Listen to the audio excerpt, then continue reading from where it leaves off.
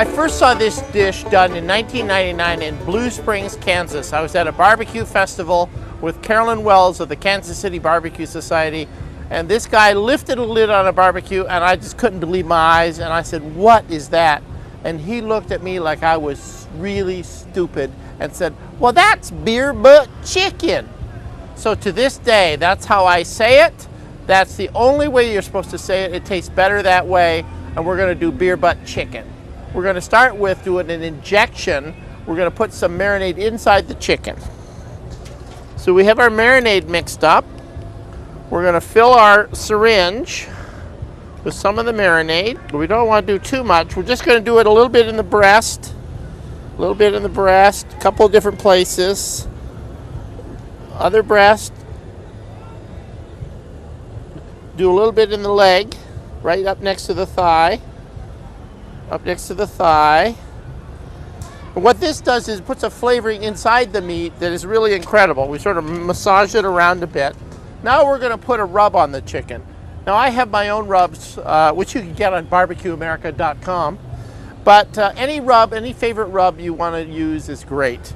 Most rubs have brown sugar, paprika, a little garlic. Some of them have a green spice like oregano or savory. And we just sort of scatter it over the chicken, sort of liberally. We don't really rub it in. That's sort of a misnomer.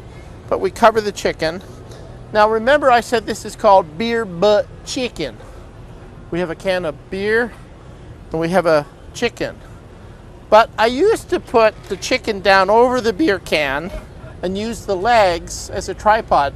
But every time some darn fool would open the barbecue, it would fall over on me.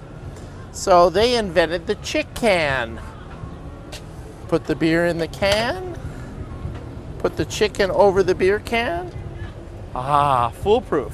Now what the principle of this is the beer actually steams the chicken from the inside while the heat cooks it from the outside. And at the end of about an hour and a half to 2 hours, at between 230 and 250 degrees, you've got the most moist chicken you'd ever want to eat. Now through the magic of television, nothing up my sleeve, we're going to show you what this finally looks like when it's cooked. Ladies and gentlemen, I present to you beer butt chicken. And we'll give them a partner here. Looks good, tastes good. We'll be back to give you some more recipes later on.